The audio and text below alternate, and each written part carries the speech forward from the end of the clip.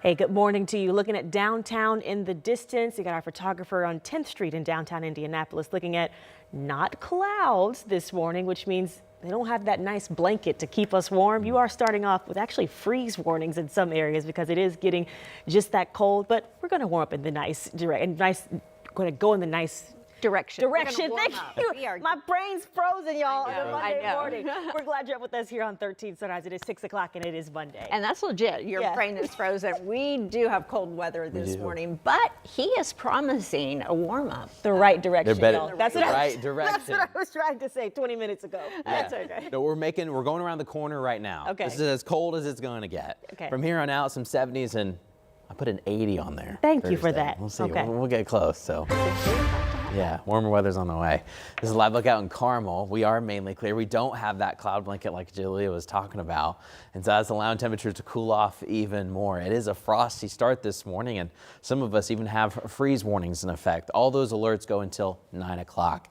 After that, we really should be warming up, and we're going to head into the upper 60s and maybe some upper 50s and low 60s here later today. Right now, though, a couple more 20s are popping up on the map. We're watching you guys in Kokomo and Crawfordsville right at 29.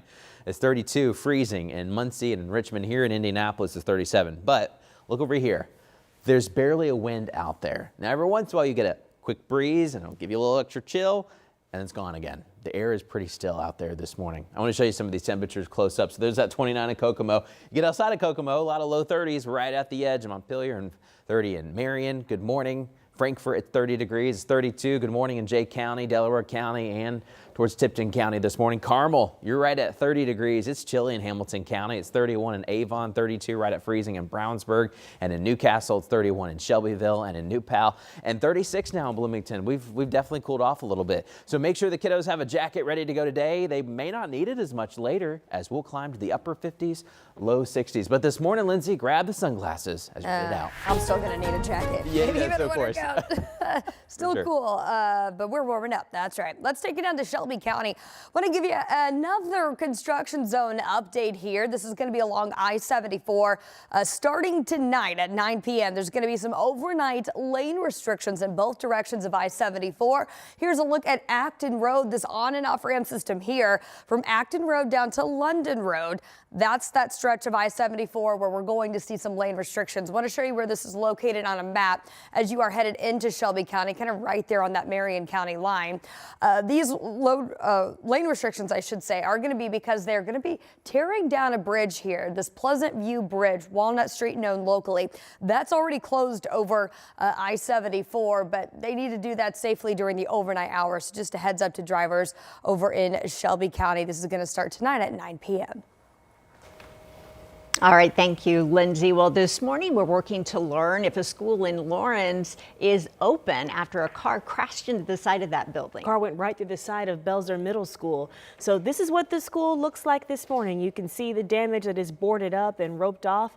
Police tell us when they got there, there was no one inside of the car, but there was evidence that alcohol might have been a factor. Now, Lawrence police and the firefighters who are on this scene were working with the school district to ensure that structure is safe. Now, we have reached out to see if this is going to affect classes at all today. We've not yet heard back, but we, of course, will keep you posted. And this morning, Metro Police are investigating several violent incidents that happened in downtown. One of those, a double shooting near the White Castle on South Street. And a victim is alive this morning thanks to firefighters, but not on duty in Indianapolis. They were in town for a conference starting today and jumped into action. Anna Chalker is in the studio this morning with how's that victim doing, Anna? Well, they're still in the hospital in critical condition, but we've always seen these IFD firefighters at crime scenes throughout our city, but maybe not some from Georgia. And that's what happened on Sunday morning when those three who thought they were coming early for the fire department instructors conference were in the right place at the right time. And the group was waiting on food orders inside the White Castle when gun violence erupted outside. 2 men were shot in this, and when the firefighters found the area was safe, they saw one of those victims who was shot multiple times in the neck, hip, and stomach. The men say there was no thinking about it, and they just had to jump right in.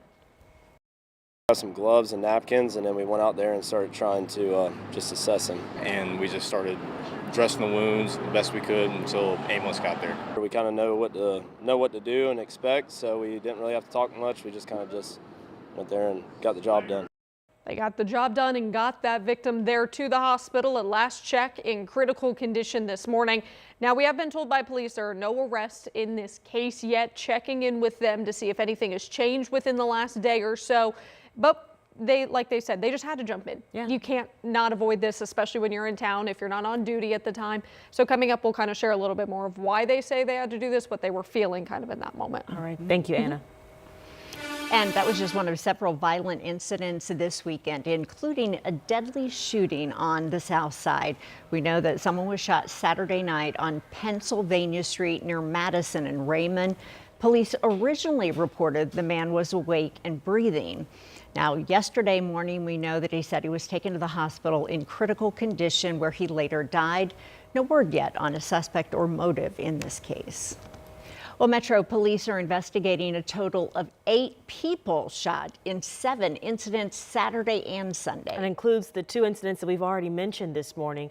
We want to show you the numbers. Saturday, 4 people were shot. One on Michigan Street. They went to the hospital on their own. Another victim was at the CVS on Kentucky Avenue and on Ritter Avenue, too. Sunday, 4 people were shot in 3 separate incidents, including the one on South Street near White Castle. The others were on Arbor Oak Drive, and a person shot on Illinois Street who was taken to the hospital, or went to the hospital rather, on their own. Now, Metro Police are also investigating a stabbing. One person was critically hurt in this. Officers rushed to the scene on Delaware Street, just north of Luger Plaza, around 8:30 last night. Medics took the victim to the hospital, we know in critical condition. And right now, police think the stabbing was from a fight between a group of people. IMPD repeating a message that they've shared before. This is not what we want Indianapolis to be, and this is not what we expect out of the citizens of Indianapolis. We expect them to be safe, come downtown, have a good time, and be able to go home as the same way they came down here. So we will hold these suspects, once located, accountable for this crime. All right, now, police, they don't have a suspect in the stabbing. Officers were out looking for possible surveillance video, though. They're asking if you have any information, you can help investigators. They want you to reach out to them or Crime Stoppers. Well, happening today, IMPD is hosting a community conversation about homicide investigations.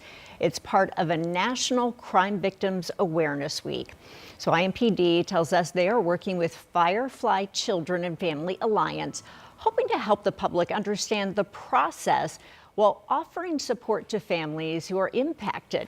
Its free event is being held at Firefly Children and Family Alliance at 1575 Dr. MLK Street. We'll post that for you online so you can find that address. And the public, and specifically families who have been impacted, are invited. You can also join virtually through IMPD's Facebook page. It gets underway at 6 tonight.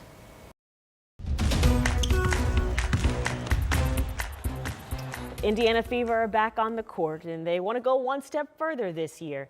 And they opened training camp Sunday with an eye on the WNBA Finals already, because they came so close, falling just 1 game short last year. And it comes after some pretty big extensions with players like Aaliyah Boston and Kelsey Mitchell, and marks the return of All-Star guard Caitlin Clark. She played just 13 games last season because of a series of injuries, but this time she says she's focused on staying healthy and on the court. I'm the person that doesn't want to sit out a single rep. Like, I want to be in there every single time. Like, I just love competing and I love playing, and none of that has changed, but I think just like being a little bit smarter with my body and understanding what it takes. And I think especially like through camp days, like these days are really long. Like, you're on the court 2.5, 3 hours and putting in a lot of stuff. So, you know, taking care of my body at this point in the season is probably the most important thing. So the Fever play their first preseason game on Saturday. They're playing against the Liberty in New York. Tip-off is at 3 p.m.